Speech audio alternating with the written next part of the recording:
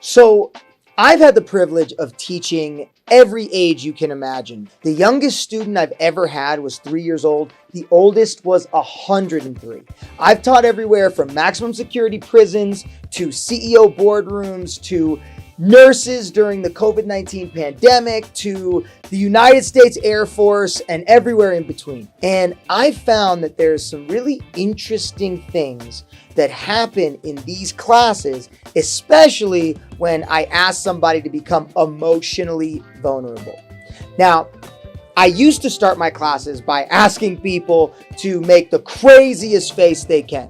I thought that was a fun way to get them out of their comfort zone and really get the creative juices flowing. Now, I promise I'm not going to make you do that, okay? Even though there's a chance you're watching this all by yourself and nobody would know. But even still, I'm not going to put you through that. But that's how I used to start my classes. And here's the funny thing. When I would give that bit of instruction to make the craziest face you can, anybody 8 years old and under, we're talking from second grade down to pre-K, they went wild. I mean, it was literally like a mosh pit at a metal show. They would file in and I would go, "Hey everybody, I want you to make the craziest face you possibly can." Second grade and under, this is what it looked like. Boy, that escalated quickly. Pandemonium, okay?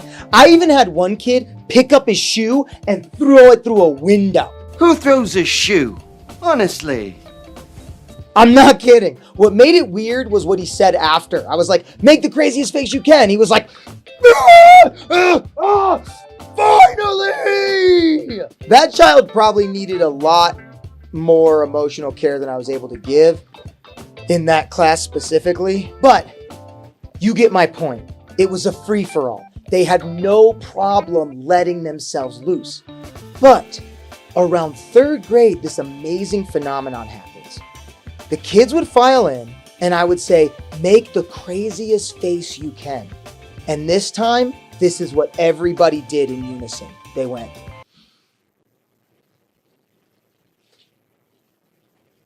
Just like that. And then I'd say, come on, make a crazy face." And they would go.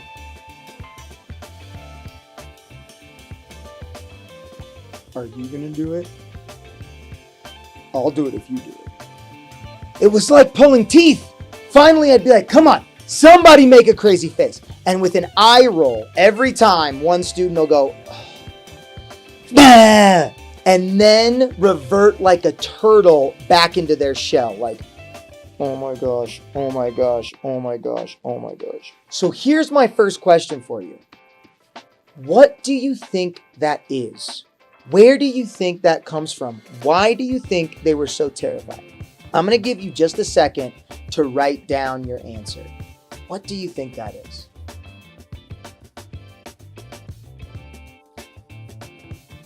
So what do you think? Maybe you wrote down something like they're self-conscious, or they've become socially aware, or they're worried about what other people think of them. All those answers are completely correct. Around third grade, this amazing thing happens in the brain where we start to become aware of what others think of us. Let me be specific. We don't know what others think of us because we're not mind readers, right?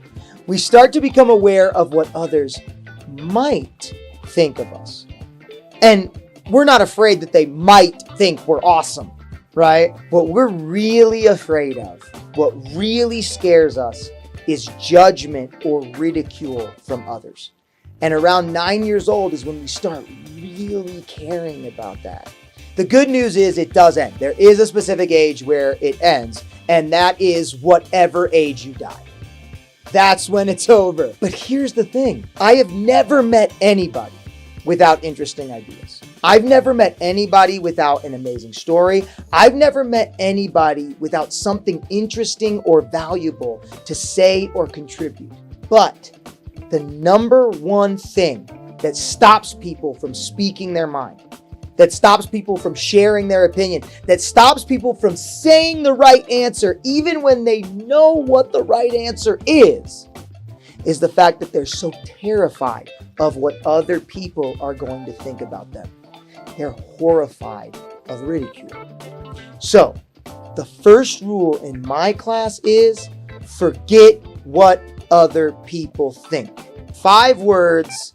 Now, in prison, we use the different F word. The F word? But to keep it professional, forget what other people think. There's nothing that's going to hold you back more than the fear of ridicule from others. I want you to be able to speak your mind, speak it freely, and share your thoughts with confidence. That's rule number 1. Now, if you are afraid to speak up, it's okay. It's natural. Most people rank public speaking next to death as far as biggest fears. And what they're afraid of specifically is rejection or ridicule. Human beings are social creatures. We operate better in groups. Even if you're introverted or extroverted, it doesn't matter. We know on a cognitive level that we are safer as part of a group. And when we get rejected from that group, it horrifies us. Now, we're going to be talking a lot about the brain in this class, and we're going to be talking a lot about emotions. The first thing I want you to understand about your emotions is that our emotions are also called feelings because we feel them. There's this horrible thing in our zeitgeist where we like to teach people, get over your feelings, stop being so emotional, don't let your feelings run your world, this, that, and the other thing, as if you can just swallow them down. But the problem is you can't, because it's an actual physical response to what's happening in the brain.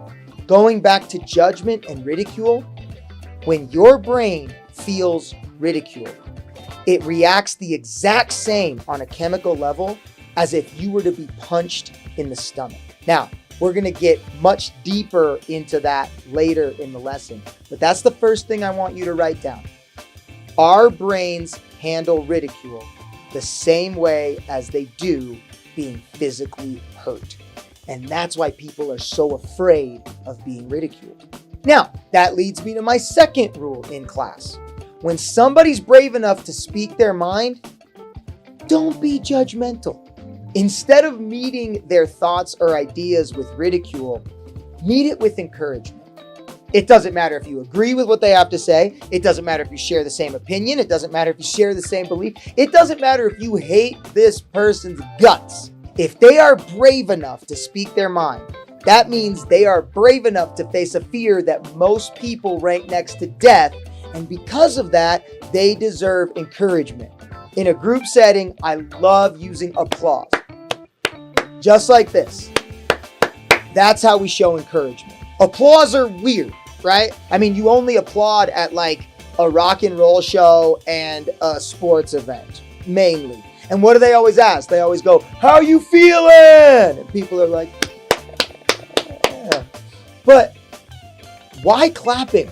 I mean, that's not a very good gauge of how you're feeling in other ways. As I said, I got done teaching nurses through the COVID-19 pandemic, and they would never go, "Excuse me, sir, round of applause. How you feeling? Good?" That's not what happens. But something amazing does happen when we receive approval on any level. Earlier, I said that the brain receives judgment the same as it does a punch in the stomach. Applause, being approved of, being encouraged, that triggers the same chemical response in the brain as a bump of cocaine. Now, when I used to say that when I was in the incarceration facilities, people would be like, like that. And it's very simple. Encouragement triggers dopamine.